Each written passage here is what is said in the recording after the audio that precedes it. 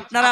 এখন ডিজিটাল যুগ, 4টে 5টা করে ঈদের সময় নিয়েও বলে ঠিক হয়নি, আরেকটা হলে ভালো হতো। তানারা প্রয়োজন ছাড়া জামা কাপড় নিতেন না। এখন ডিজিটাল যুগ, একটু যদি স্বামী গরিব মানুষ হয়, কিছু কিনে কেক কিনে কাটে যদি দিতে দেরি হয়, বাপের বাড়ি ফোন করে শোনায়, আব্বা আমার গলায় কলসি ঢুকিয়ে পুকুরে ডুবিয়ে মেরে ফেলে দিতে পারতে, এরকম স্বামীর ঘরে বিয়ে না দিয়ে। এই কথা বলি না কবি ছন্দের মাধ্যমে স্বামীকে কি মর্যাদা দিয়েছে মা ফাতেমার ঘটনা। আমি মা বোনেদের অনুরোধ করবো এই গজলটি মন দিয়ে শোনার জন্য। কবি ছন্দের মাধ্যমে লিখছে, দেখো স্বামীর মনে মা বোনেরা ব্যথা দিও না, আমার নবীর ঘোষণা ঘটনা শোনো মা ফাতেমার, ঘটনা শোনো মা ফাতেমার। স্বামীর মনে মা বোনেরা ব্যথা দিও না, আমার নবীর ঘোষণা ঘটনা শোনো মা ফাতেমার, ঘটনা শোনো মা ফাতেমার। কি ঘটনা কবি ছন্দের মাধ্যমে আরো কি লিখছে দেখো,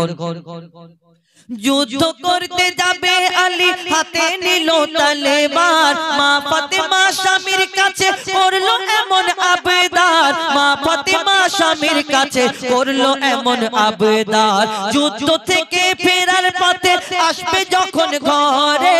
একটি নতুন কাপড় কিনে আনবে আমার তরে, একটি নতুন কাপড় কিনে আনবে আমার তরে। এই কথা শুনে হযরত আলী বড়ই দুঃখ পায়, যদি আমি শহীদ হয়ে যাই কে আনবে বলো কাপড় তোমার, কে আনবে বলো কাপড় তোমার। স্বামীর মনে মা বোনেরা ব্যথা দিও না, আমার নবীর ঘোষণা ঘটনা শোনো মা ফাতেমার। হযরত আলী মনটা দুঃখ করে যখন যুদ্ধের দিকে চলে যায়, সঙ্গে সঙ্গে ইমাম হাসান ইমাম হুসাইন যখন নবীর দরবারে পৌঁছে যায়, এই কথা বলার পরে তারপর কি ঘটনা হয় কবি ছন্দের মাধ্যমে আরো কি লিখছে দেখো, দুঃখ ভরা হৃদয় নিয়ে আলী গেল রণে, নানার কাছে ছুটে এলো হাসান হোসেন, নানার কাছে ছুটে এলো হাসান হোসেন। আব্বুর কাছে নতুন কাপড় চেয়েছে আম্মি জান, তাই আব্বুর মনটা খুবই খারাপ ছিল যে সে পেরেশান, আব্বুর মনটা খুবই খারাপ ছিল যে সে পেরেশান। এই কথা শুনে দয়ার নবীর কান্না থামে না, কি ভুল করলো ফাতেমা,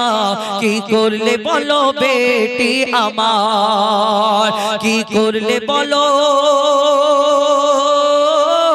বেটি আমার। স্বামীর মনে মা বোনেরা ব্যথা দিও না, আমার নবীর ঘোষণা ঘটনা শোনো মা ফাতেমার। আমার দয়ার নবী মা ফাতেমার ঘরে প্রত্যেকদিন যাওয়া আসা করতেন,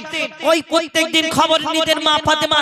আর যখন এই ঘটনা হবার পরে হযরত আলী যুদ্ধে চলে যাবার পরে তারপরে আমার দয়ার নবী মা ফাতেমার ঘরে আর যায় না। 2 দিন হয়ে গেল, 3 দিন হয়ে গেল, 4 দিন হয়ে গেল, কিন্তু মা ফাতেমা বলে বাড়িতে একটা চিন্তা করে, আহা আমার আব্বা প্রত্যেকদিন আমার ঘরে যদি আসতো, কিন্তু এই 3-4 দিন হয়ে গেল কেন আমার বাড়িতে আসে না। মা ফাতেমা বড় চিন্তা করে, বড় পেরেশান। কিন্তু মা ফাতেমা তারপরে তিনি চিন্তা করলেন, আমি একবার নিজে গিয়ে দেখি আমার আব্বার কাছে কেন আমার বাড়িতে আসে না। মা ফাতেমা ছুটে ছুটে আমার নবীর দরবারে পৌঁছে যায়। যাবার পরে মা ফাতেমার দিকে আমার নবী তাকিয়েও দেখায় না, দেখে না, অন্যদিকে তাকিয়ে তাকিয়ে মা ফাতেমার সঙ্গে কথা বলে। কি বলে, কি ঘটনা হয় কবি ছন্দের মাধ্যমে আরো কি লিখছে দেখো,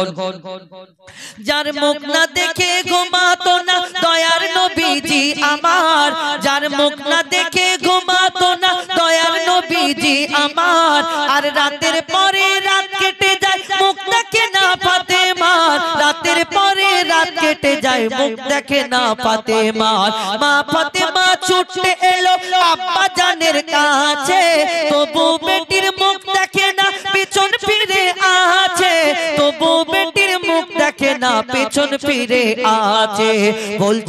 বলছে নবী, ওগো বেটি বাড়ি ফিরে যাও, আগে স্বামীর কাছে ক্ষমা চাও, তবে করবে ক্ষমা আল্লাহ আমার, তবে করবে ক্ষমা আল্লাহ আমার স্বামীর মনে মা বোনেরা ব্যথা দিও না আমার নবীর ঘোষণা ঘটনা শোনো মা ফাতেমা এই দুনিয়া যখন মা ফাতেমা এই কথা শোনার পরে তিনি ছুটে ছুটে নিজের ঘরে পৌঁছে যায় দরজাটা দিয়ে বন্ধ করে হেলান দিয়ে বসে আছে আমার স্বামী যতক্ষণ না আসবে আমি ক্ষমা না চাই হয়তো আমার রাসূলুল্লাহ আমার আব্বা আমার প্রতি নারাজ আমি ক্ষমা না চাওয়া পর্যন্ত আমার মনে বড় কষ্ট মা ফাতেমা তিনি বসে আছেন চিন্তা করে কখন হযরতে আলী ফিরবে এক সময় টুক টুক করে আওয়াজ হয় দরজায় ফাতেমা দরজা খোলো দরজাটা খোলার পরে মা ফাতেমা কি করে তারপরের দিন কি তারপরে কি হয় কবি ছন্দের মাধ্যমে আরো কি লিখছে দেখুন যুদ্ধ হতে হযরত আলী এলো যখন ঘরে চাইছে ক্ষমা মা ফাতেমা পা দুটোকে ধরে চাইছে ক্ষমা মা ফাতেমা পা দুটোকে ধরে ক্ষমা করে দাও আমারে আর করব না এমন ভুল তোমার মনে ব্যথা দিলে ব্যথা পাই গো খোদার রাসূল তোমার মনে ব্যথা দিলে ব্যথা পাই গো খোদার রাসূল আলী ফাতেমা হাসান হোসেন নবীর কাছে যায় নবী মোর দেখে শান্তি পায় এমন ভুল কখনো করো না গো আর এমন ভুল কখনো করো না গো আর শেষ কথা এই দুনিয়াতে শিক্ষা দেওয়ার জন্য আমার দয়ার নবী মা ফাতেমাকে সেদিন কি বলে গেলেন এই দুনিয়াতে যদি কোনো স্বামী স্ত্রী কোনো সমস্যা হয় আবার আগেকার নারীরা কত ভালো ছিল এখন তো ডিজিটাল যুগ আগে ওই যখন দেখতাম ওই শুনতাম ওই আমার দাদাদের যুগে দাদুদের যুগে তার আগে ওই স্বামীরা যদি বাইরে থেকে কাজ থেকে ফিরতো যা লাগে পোশাক জামা এবং গামছা এবং পানি সামনে হাজির করে দিত কি লাগবে স্বামীর পায়ের গোড়ায় দাঁড়িয়ে থাকতো এখন ডিজিটাল যুগ আমার মা বোনেরা মোবাইল দেখে দেখে সচেতন হয়ে গেছে এখন সবাইয়ের মতো সমান সমান অধিকার আমাদের মুসলিম ঘরের মেয়েরা চায় একটু কিনি ঝামেলা কিছু যদি হয় আমরা লোকজন জগড় করে দিই কত কি করে দিই আবার এখন ডিজিটাল যুগ আগেকার নারীদের সাথে এখন কি তফাৎ আগে যদি স্বামীরা বাইরে থেকে কাজ থেকে আসতো যা লাগতো সঙ্গে সঙ্গে হাজির করে দিত এখন যদি একটু বিবি যদি কাজের মধ্যে ব্যস্ত থাকে কাপড় কাচার একটু চাপ যদি বেশি থাকে আর যদি স্বামী বাইরে থেকে এসে যদি বলে হ্যাঁ আমার লুঙ্গি মনির মা বা কি যে আপনাদের এখানে বলে কোচির মা মনির মা যে আমার লুঙ্গিটা কোথায় এই কথা যদি বলে আর যদি দেখা যায় বলে কেন তোমার চোখ নেই চোখে তোমার 40 হয়েছে তুমি ওই লুঙ্গিটা দেখা পাও না জোর গলায় কথা বলে শুনে রাখুন আপনারা আপনার স্বামীর সঙ্গে জোরে জোরে কথা বলছেন চেঁচামেচি করছেন উল্টো পাল্টা কথা বলছেন মনেতে আঘাত করছেন ভিতরে গিয়ে যখন গুড়গুড় গুড়গুড় করে আওয়াজ হবে মনে কর আল্লাহ একবার সুযোগ দাও স্বামীর পা জড়িয়ে ধরে পড়ে থাকবা জীবন ভর ছাড়বো না আল্লাহ ছেড়ে দেবে মনে করবে গিয়ে একবার ক্ষমা চেয়ে নাও অত সহজ নয় কবি শেষ কথায় এই স্বামীকে আল্লাহ কি মর্যাদা দিয়েছে আমার নবী সেই সম্পর্কে কি বলে মা ফাতেমাকে লিখছে দেখুন বলছে নবী আল আরাবী শোনো বেটি ফাতেমা আলী যদি আজ তোমাকে না করি তো ক্ষমা আলী যদি আজ তোমাকে না করি তো ক্ষমা আমি তোমার আব্বা তোমাকে ক্ষমা করতাম না স্বামীকে যে দুঃখ দেবে আমি তাকে চিনব না স্বামীকে যে দুঃখ দেবে নবী তাকে চিনবে না কেমন শিক্ষা দিয়ে গেল নবী দো জাহান শুনে রাখ মঈদুল ইসলাম ভুলছিল না মা ফাতেমা ভুলছিল না মা ফাতেমা স্বামীর মনে মা বোনেরা ব্যথা দিও না আমার নবীর ঘোষণা ঘটনা শোনো মা ফাতেমা ঘটনা শোনো মা ফাতেমা বলার মধ্যে যদি কিছু ভুল কিছু বলি ক্ষমা করবেন মাধ্যমে আরো কি লিখছে দেখুন আদার ঘরেতে তোমার আবাতে সুচ খুঁজে পাওয়া যেত তোমার বিনয়ী শালীন ব্যবহার সবাইকে মুগ্ধ করিত আদার ঘরেতে তোমার আবাতে সুচ খুঁজে পাওয়া যেত তোমার বিনয়ী শালীন ব্যবহার সবাইকে মুগ্ধ করিত মিষ্টি মধুময় রূপ মুখের ভাষা তোমায় মিষ্টি মধুময় মুখের ভাষা তোমায় অনুপম তুমি সেরা রূপকার মুক্তিদাতা আল আমিন নবী আমার ভুবনে তুমি অনন্য উপহার মুক্তিদাতা আল আমিন নবী আমার ভুবনে তুমি অনন্য উপহার খোদার পরিদেশান মহৎ বুদ্ধিমান খোদার পরিদেশান মহৎ বুদ্ধিমান নূরে নূরান্বিত রূপের বাহার মুক্তিদাতা আল আমিন নবী আমার ভুবনে তুমি অনন্য উপহার মুক্তিদাতা আল আমিন নবী আমার আমার নবী সাহাবাদের নিয়ে যুদ্ধের ময়দানে যখন যুদ্ধ করে আর ওই দুশমনদের শত্রুদের তীর নিক্ষেপ করার কারণে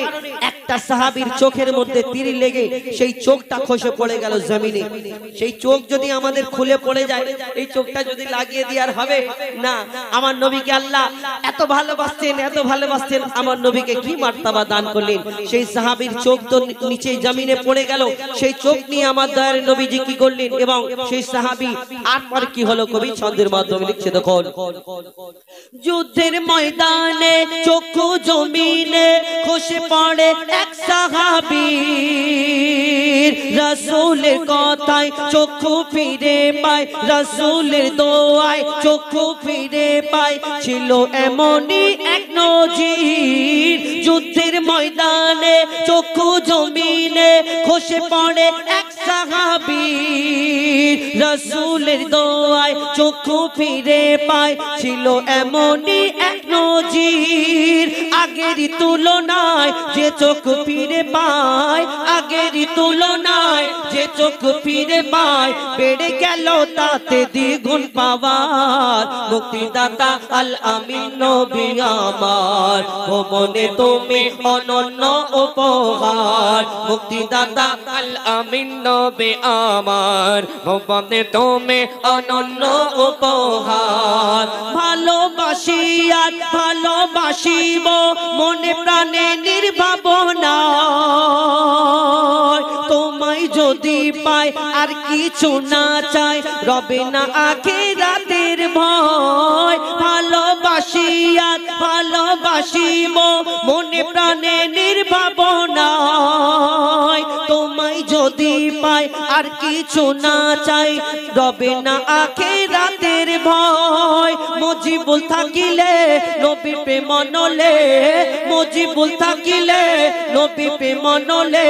কবর হাসর মিজানে পাবে ছাড় মুক্তিদাতা আল আমিন নবী আমার ভুবনে তুমি অনন্য উপহার মুক্তিদাতা আল আমিন নবী আমার ভুবনে তুমি অনন্য উপহার মুক্তিদাতা আল আমিন নবী আমার ভুবনে তুমি অনন্য উপহার মুক্তিদাতা আল আমিন নবী আমার